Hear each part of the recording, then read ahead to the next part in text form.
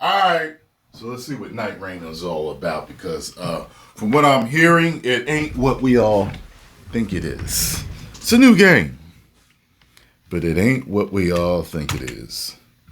Something along the lines of how I guess, what we want to call it, the DLC for God of War was something different than the main game, or yeah. Okay.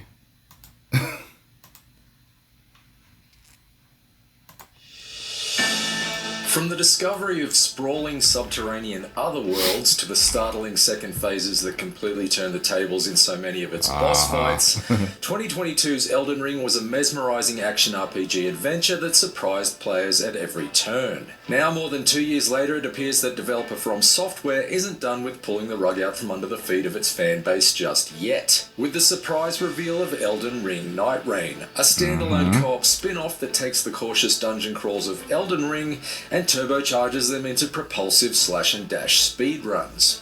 After spending some 6 hours of hands-on time with this bold new spin on From Software's own Souls-like formula, I can confirm that Nightreign is shaping up to be something truly unique.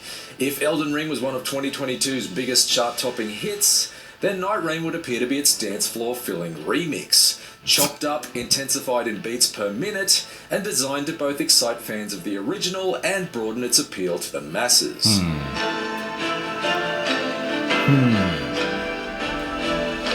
Now, unfortunately, because it was such an early build of the game that I played, I wasn't able to capture any footage, even though it was running great on PlayStation 5. So I apologise for the generic footage I'll be using here, and also for my generic face.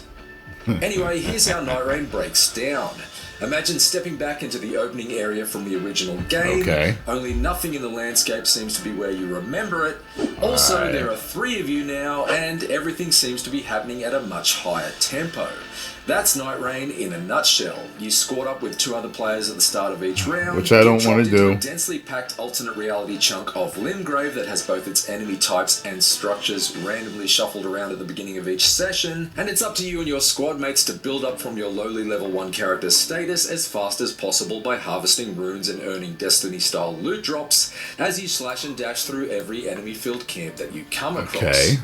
So, what's the big rush? Well, each session of Nightreign is structured as a 3-day cycle, with each in-game day taking about 15 minutes to complete.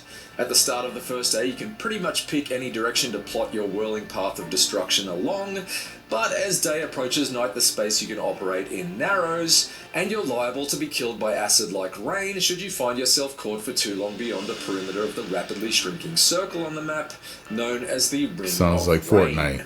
In that regard, Nightreign is a bit like Fortnite, only with more medieval forts and knights, and considerably less TikTok dances. Once the Ring of Rain reaches its smallest diameter at the end of the day, a major boss fight is triggered. Like the rest of Nightrein's enemies, these end-of-day bosses are always randomised, and during my repeat runs, I experienced clashes with familiar returning foes like a draconian tree sentinel, as well as some brand new nasties like the centipede, a towering, twisting swarm of disgusting limbs, prone to detaching its body parts in an attempt to divide itself and conquer my crew. With the Day 1 boss dealt with, Day 2 begins and the Ring of Rain rescinds, allowing your squad to take a breath, regroup, and then resume ransacking the map for upgrades in preparation for the more challenging foes to come at the end of Days 2 and 3. It's a structure that allows for a gradual build of tension before a palpable sense of accomplishment and release with each boss felled.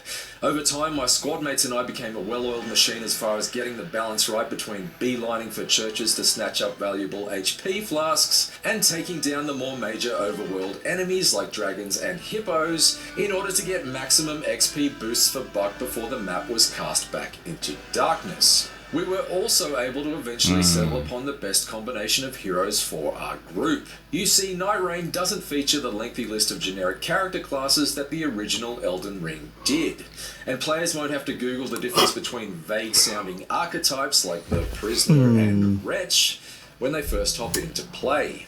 Instead, Nightreign offers 8 different heroes to choose from, each with very clearly identified strengths and weaknesses, in order to make it as easy to jump into as possible.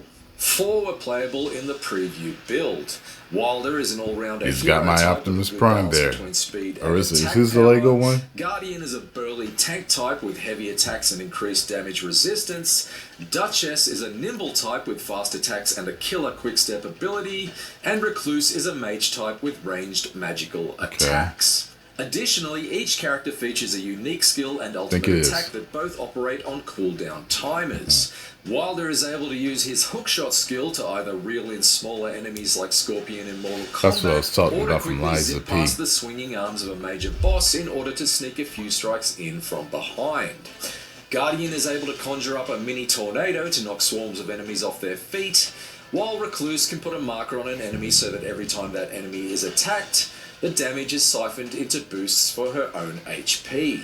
These unique abilities are all extremely useful in their own right, but finding ways to combine them with the special moves of your squad mates is key to surviving Nightrein's toughest enemy encounters. One strategy that my squad grew to rely on quite heavily was to unleash a damaging ultimate attack on an enemy, such as Guardian's swooping dive bomb, then immediately follow it up with Duchess's restage skill. It feels like it's like Elden Ring again, replay of the last you attack know, landed, except you're and playing allows you to Elden Ring double in a the different total amount way. of damage inflicted. It's in finding killer combinations of moves such as these that the Don't think I'm focus of interested. Nightreign really shines. And after multiple failed attempts, my squad was finally able to progress through to the 3rd day of the cycle, which climaxed in a fight against a snarling, Cerberus-like beast called Gladius, which forced my team to coordinate and queue up skills and ultimate attacks with painstaking precision in order to overcome it. Gladius is just the first of 8 major bosses to take down in Nightreign,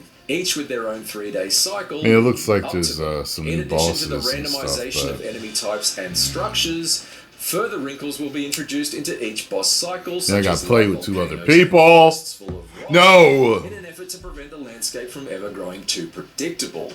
That's along with random events like meteor strikes, swarms of giant ants to fend off, and the surprise invasion of powerful tormentors like Margit the Fell Omen in an attempt to impede your progress. In addition to the approachability of its roster of playable characters, Nightreign has polished up a lot of Elden Ring's more abrasive edges to make it a far more friction-free experience. A new wall jump move allows you to quickly hop up and over steep sections of the terrain, while the removal of any fall damage means you can lunge off cliffs or down dark holes without pausing to study your surroundings for safe platforms. You only need to walk near a site of grace to top up your health and flasks, and if you want to spend some runes to level up, you just button mash through pages of auto-leveling that best suits the base traits of your chosen character. Rather than having to agonize over whether you should allocate a point to faith or dexterity, for example. It all gives each session the feeling of being shuttled along in an intense speed run, and you can get around even faster by using spectral hawks to vault across great distances of the map. Death is not necessarily the end in Nightreign either. If you find yourself down, you have a near-death meter that appears above you, and your squad mates must attack you while you crawl along the ground until the meter is reduced and you can return to the fray. It may sound slightly odd to basically kick a friend while they're down, but it's a system that works quite well, particularly since you can use ranged attacks like magic or crossbows to revive a down squad mate from a distance without the risk of putting yourself in harm's way. Should all 3 of you be wiped out at once, it's the end of the session, and you must restart day 1 with everyone back at level 1. So you need to stay on your toes in order to keep the rest of your squad on their feet whenever possible. While there's no doubt that elements of it are inspired by the likes of Destiny and Diablo 4, it needs to be said that Elden Ring Nightreign is not a live service game. Once you buy it, you get access to the complete package, and there are no battle passes or microtransactions to contend with. It can also be played in single player should you wish to stay offline, with enemy health pools that scale down so that it's not too overwhelming for solo players. Although, curiously, there are currently no plans to allow players to play in pairs. As someone who has sunk hundreds of hours into Elden Ring, both in the original 2022 game and this year's Shadow of the Erdtree DLC, I can confidently say that From Software is onto something truly spectacular with Nightreign. Cutting throats okay. at breakneck speed with a pair of friends in tow has been a consistently exhilarating experience so far, and especially gratifying when you work together to topple its toughest bosses using each character's special abilities in tandem. Assuming the developers can throw enough randomized elements to keep each 3-day assault feeling fresh, then Elden Ring Nightreign could well provide an exciting change of pace for existing fans, and an enticingly accessible entry point for newcomers when it launches sometime in 2025. So, what do you think? Well, are you excited for Elden Ring Nightreign, or do you prefer things slow and steady rather than rough and ready? Let me know in the comments below, and be sure to read my full impressions and get your fix for all things Elden Ring Nightreign on IGN. Yeah, feels like a retread. You know, with a couple of new things. I don't like that. I was hoping for a whole new game. Oh well. It is what it is. Post your comments down below and let me know what you all thought, though. If you enjoyed my reaction, hit the like button, subscribe, and share.